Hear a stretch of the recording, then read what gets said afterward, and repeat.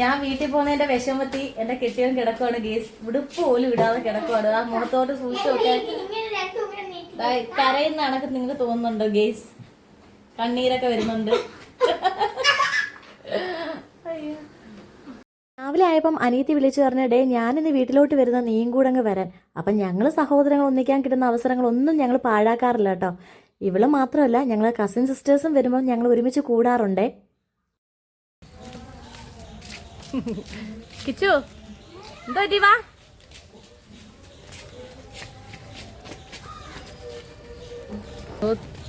തുമ്പി മുമ്പേ കേറി ഓട്ടോടെ അറ്റത്തിരിക്കാൻ വേണ്ടി പോവാ.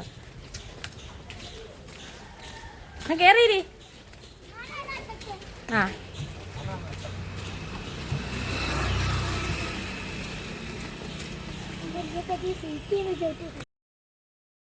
രാവിലെ മുതൽ നല്ല മഴയുണ്ടായിരുന്നു കേട്ടോ. എന്തായാലും പോകാൻ ഇറങ്ങിയപ്പോഴത്തേക്കും മഴയൊക്കെ ഒന്ന് തോർന്നു നിൽപ്പുണ്ടായിരുന്നു. പിന്നെ ഈ കാട്ടമൊക്കെ വിളിച്ചു തന്ന് ഞങ്ങൾ അതിനകത്തങ്ങ് പോവുകയാണ് കേട്ടോ.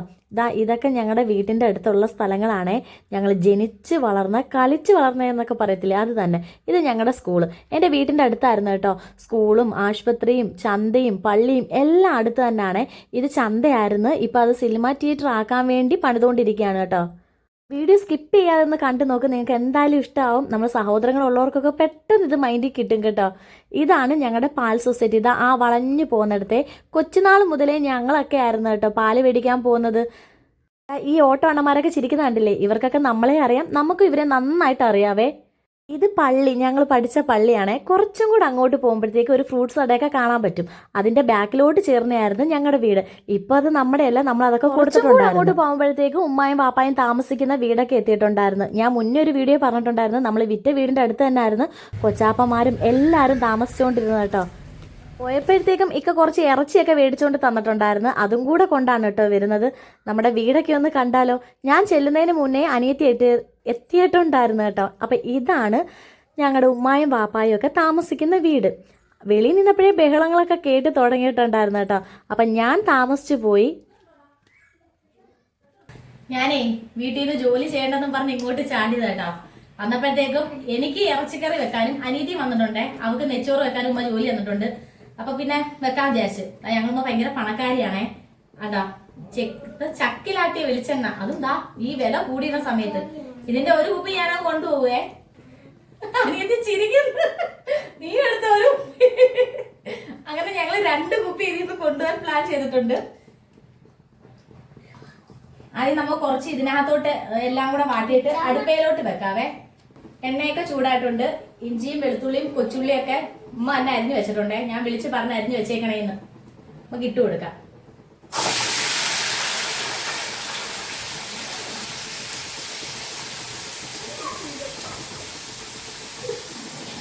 തവി തവിയാ തവി തവി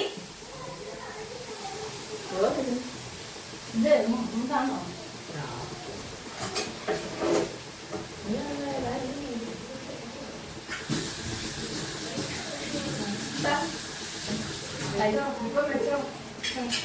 മിണ്ടല്ലേ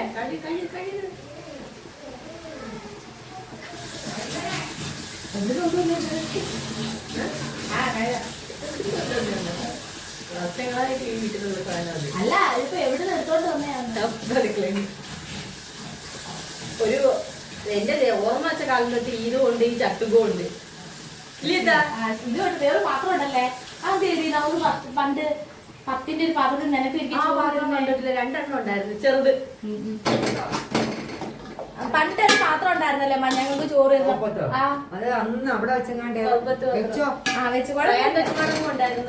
എല്ലാവർക്കും ഉണ്ടായിരുന്നു. അങ്ങനെ ഇങ്ങോട്ട് കൊണ്ട് മാറുന്നു. എന്താ ചെടി? അപ്പൊ ഞാൻ ചോദിക്കണം.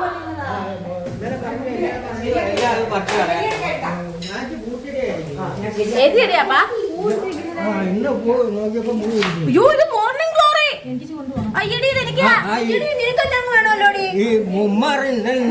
ഇത് പൊള്ളിയായിട്ട് പടർത്ത് പാപ്പാ.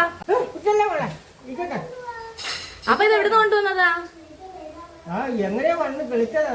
തുമ്പി എനിക്കൊന്ന് കാക്ക തിന്നിട്ട് അപ്പി ഇട്ടപ്പോ വന്നായിരിക്കും. തുമ്പി ഇതോടരുത്, മാറി മോളെ. തുമ്പി വളരെ രസമുണ്ടല്ലേ? ഇത് വള്ളി പടർന്നു പോകുന്നയാട്ടോ. റോസാപ്പൂവിന്റെ കണക്ക്. റോസാപ്പൂവിന്റെ ആണോ? ആ വാപ്പ അല്ല, റോസാപ്പൂവല്ല. ആന്ന് ഞങ്ങൾ ഉമ്മയുടെ ഗാർഡനിങ് ആണ് കേട്ടോ ഇതൊക്കെ. മയ്യത്തിൽ കിടക്കണം. കൊറേ ചെടിയൊക്കെ വേറെ ഉണ്ടേ. അപ്പുറത്ത് കിടപ്പുണ്ട്. ഇതിന്റെ ഇടയിൽ റോസാ പൂ പിടിച്ചത് ഞങ്ങളെ വാപ്പറഞ്ഞേ വള്ളിക്കകത്ത് ചെടി പിടിച്ചതാണ്. പക്ഷെ ഞാൻ അതിന്റെ നോക്കിയപ്പോ റോസാ പൂവിൽ ഇരിക്കുന്നു. അപ്പൊ അതിനകത്ത് റോസാപ്പൂ പിടിച്ചിരിക്കുക കേട്ടോ. ഇത് മോർണിംഗ് ഗ്ലോറിയാ.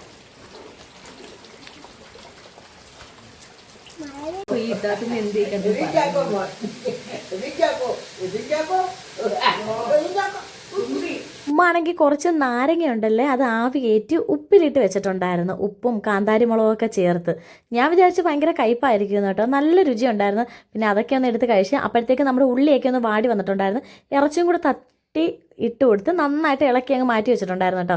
ഞാൻ പിന്നെ അടുപ്പിൻ്റെ അടുത്ത് തന്നെ അങ്ങ് നിന്നെയൊന്നും ഇല്ലായിരുന്നു. പിന്നെ ഇതിൻ്റെ ഇടയ്ക്ക് ചെന്ന് ഞാനും അനിയത്തിയും കൂടെ കാര്യം പറഞ്ഞു, ഉമ്മായിട്ടൊക്കെ കാര്യം പറഞ്ഞ് കുറച്ച് നേരം നമ്മൾ വീട്ടിൽ ചെല്ലുമ്പോഴല്ലേ ഈ നാട്ടുകാരുടെ കാര്യങ്ങൾ മൊത്തം അറിയാനും ചോദിക്കാനും ഒക്കെ ഒരു ആവേശം കൂടുന്നത്. ഞങ്ങൾ ഒത്തുചേർന്ന അതാണ് കേട്ടോ. ഭയങ്കര ചിരിയാണ്. പണ്ട് ഞങ്ങൾ ബാങ്കിലാണെങ്കിൽ ഞാനും അനിയത്തിയും കൂടെ പോയിട്ടുണ്ടായിരുന്നു. എൻ്റെ കല്യാണത്തിന് മുന്നേ ആണേ. അപ്പോൾ അവിടെ നിന്ന് ഞങ്ങളിത് സംസാരിച്ചുകൊണ്ടിരിക്കുന്ന കണ്ടുകൊണ്ട് അവിടുത്തെ അണ്ണൻ ഞങ്ങളിത് ചോദിക്കുകയും ചെയ്ത്, നിങ്ങൾ രണ്ടും ഒരു വീട്ടിൽ നിന്നല്ലേ വരുന്നത്, ഇത്ര കൂടുതൽ സംസാരിച്ച് ചിരിക്കാൻ എന്താണെന്ന്. ഞങ്ങൾ അങ്ങനെ കേട്ടോ. ഞങ്ങൾ എപ്പോഴും കിടന്നങ്ങ് ചിരിയും സംസാരവും ബഹളവും ഒക്കെയാണ്. അതൊക്കെ എപ്പോഴും നമ്മൾ മിസ് ചെയ്യാറുമുണ്ട്. ഉമ്മ ആണെങ്കിൽ അടുപ്പയിൽ തീയൊക്കെ കത്തിച്ചിട്ടുണ്ട്. ഇനി ഇറച്ചി ഒന്ന് ഒരു ഇതാവുമ്പോഴത്തേക്കും നമ്മൾ ഇതിനകത്ത് വെച്ചാട്ടോ വേവിച്ചെടുക്കണേ. ഉമ്മ ആണെങ്കിൽ അളവിനനുസരിച്ചുള്ള മുളക് പൊടി മല്ലിപ്പൊടിയൊക്കെ എടുത്ത് തന്നിട്ടുണ്ടായിരുന്നു. നമ്മളിങ്ങനെ കാണുമ്പോൾ വിചാരിക്കും കൂടുതലായിരുന്നെന്ന്. പക്ഷെ അങ്ങനല്ല കേട്ടോ. ഈ അടുപ്പിൽ വെക്കുമ്പോഴത്തേക്ക് കുറച്ച് അരപ്പുകൾ കൂടുതലിടും. അതെല്ലാം ഇങ്ങനെ വെന്ത് പറ്റി വരുമ്പോഴത്തേക്കും അടിപൊളി ടേസ്റ്റ് ആട്ടോ. പ്രത്യേകിച്ച് ഞങ്ങൾ ഉമ്മ വെക്കുന്ന കറികളൊക്കെ ഞാൻ മുന്നേ ഒരു വീഡിയോയിൽ പറഞ്ഞിട്ടുണ്ട്, നല്ല രുചിയാണ് കേട്ടോ. ഇഞ്ചിക്കറിയും പിന്നെ ഇറച്ചിക്കറി ഇങ്ങനെയൊക്കെ കുറേ കാര്യങ്ങൾ ഉമ്മ അടുപ്പിൽ തന്നെയാണ് വെക്കുന്നത്. എനിക്കറിഞ്ഞൂടാ, അവക്കൊന്നും ചെയ്യാൻ വയ്യ. അതിന്റെ അടുത്തൂടെ ആള് പോകുന്നത്. ഇരുന്നോട്ടെ, ഇത്താത്തമ്മയും കൂടി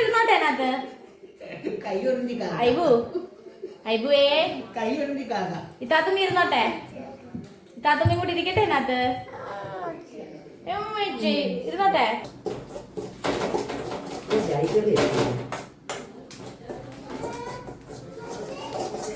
നിർത്തട്ടെ. ഇപ്പോൾ ഞങ്ങൾ പരമ്പരാഗത തവി എൻ്റെ അനിയത്തിക്ക് കൈമാറിയിട്ടുണ്ട്. അവള് മേലല്ലാതെ ഇരുന്നതാണ് ഗെയ്സ്. ഇപ്പോൾ ഞാൻ വിളിച്ചൊന്ന് ഇളക്കിച്ചു. സാശ കൈ നിന്ന് കഴിഞ്ഞാൽ ഒന്നും ചെയ്യട്ടെന്നും പറഞ്ഞ് ഇരുന്ന് കിടന്നില്ല. പണി പാളി ഗൈസ്. കുഞ്ഞു അറിയുന്നു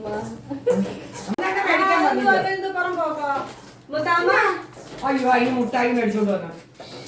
ഉമ്മയുടെ കയ്യിലും കിച്ചുവിന്റെ കയ്യിലും ഉമ്മ പൈസ കൊടുത്ത് വിട്ടിട്ടുണ്ടായിരുന്നു കേട്ടോ. രണ്ടുപേരും പോയി 3 പേർക്കും കൂടെ ലേസ് മേടിച്ചോണ്ട് വരാൻ.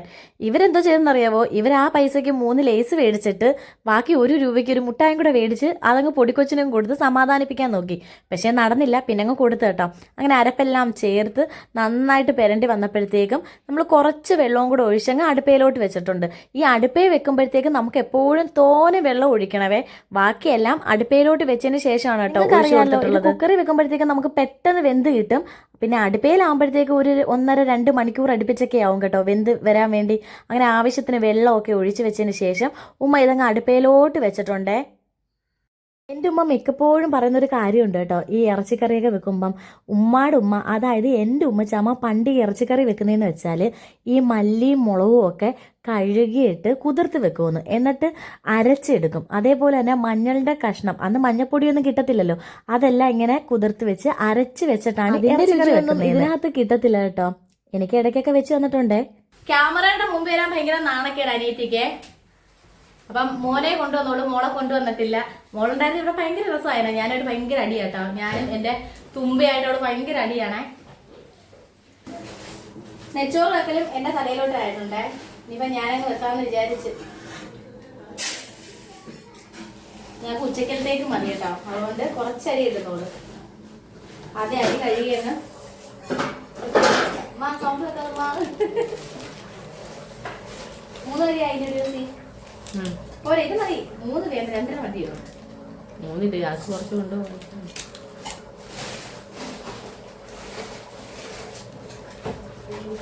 നമുക്ക് ക്യാമറ ഉണ്ടപ്പോ ഒരു പേടി പോലെ. അതല്ല, എണ്ണയൊക്കെ ഒഴിച്ചു എടുത്തിട്ടുണ്ട്. ഇത് മതി. മൊത്തം ഒരുമിച്ചിട്ടാണ് വാട്ടണോ അതോ കുറേശ്ശെ കുറച്ച് ഉണ്ടോ ഒരുമിച്ചിട്ടെ?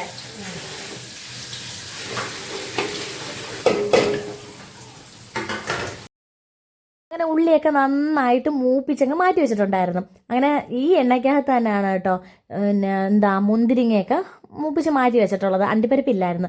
എനിക്കാണെങ്കിലേ നിങ്ങൾ എത്ര പേർക്ക് ഇത് ഇഷ്ടമാണെന്ന് കമൻറ്റ് ചെയ്തേരെ.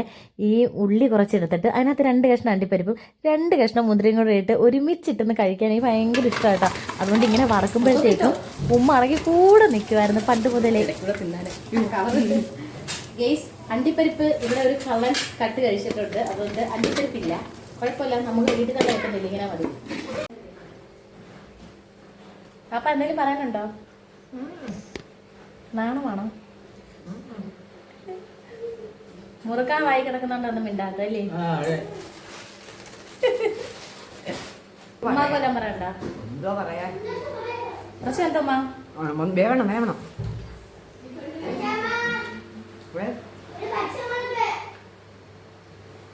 നമ്മൾ മസാലയൊക്കെ ഇട്ട് കൊടുത്തിട്ടുണ്ട്, മഞ്ഞപ്പൊടിയൊക്കെ ഇട്ട് വെള്ളം നന്നായിട്ട് തിളച്ചിട്ടുണ്ട്. ഇനി അരി ഇട്ട് കൊടുക്കാം. അരി കഴുകി ഞാൻ വെള്ളത്തിൽ കുതിർത്ത് വെച്ചിരുന്നത് ഇപ്പൊ നോക്കിച്ചതാട്ടാ. അപ്പൊ അത് ഇട്ട് കൊടുക്കാം.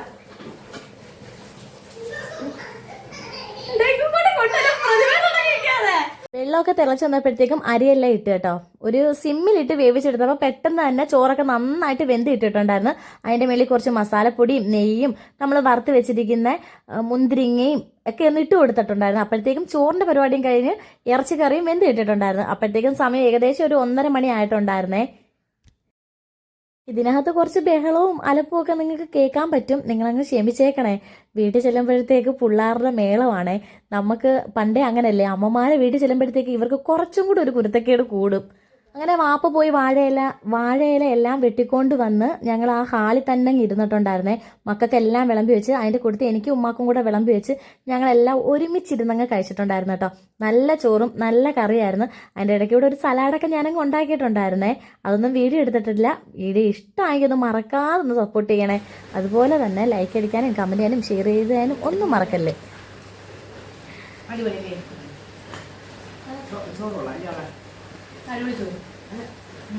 പിറ്റേന്ന് സ്കൂളിൽ പഠിത്തം ഉണ്ടായതുകൊണ്ട് ഞങ്ങൾ വൈകുന്നേരം തന്നെ അങ്ങ് ഇറങ്ങിയിട്ടുണ്ടായിരുന്നു കേട്ടോ. അപ്പോൾ വീട്ടിൽ കുറച്ച് ചക്ക ഉണ്ടായിരുന്നു. ചക്കയും അവിടെ ഇരുന്ന കുറച്ച് കറിയും പിന്നെ അല്ലറ ചില്ലറ കാര്യങ്ങളൊക്കെ എടുത്തുകൊണ്ട് ഞങ്ങളിങ്ങ് പോരുന്നേ. അപ്പോൾ എൻ്റെ കൂടെ അനിയത്തിയും ഉമ്മായും വരുന്നുണ്ടായിരുന്നു കേട്ടോ. കാരണം എന്ന് വെച്ചാൽ അനിയത്തിയുടെയും അനിയൻ്റെയും വെഡിങ് ആനിവേഴ്സറി. അപ്പം അനിയൻ അറിയാതെ അവർക്കൊരു സർപ്രൈസ് ഗിഫ്റ്റ് കൊടുക്കാൻ വേണ്ടിയാണ് കേട്ടോ. അങ്ങനെ ഷർട്ടൊക്കെ മേടിച്ച് കുറച്ച് നേരം അവിടെ ഇന്ന് നമ്മൾ ഫോട്ടോയും വീഡിയോസൊക്കെ എടുത്തങ്ങ് പോയി. അപ്പം വീഡിയോ ഇഷ്ടമായെന്ന് വിചാരിക്കുന്നു. മറ്റൊരു വീഡിയോയിൽ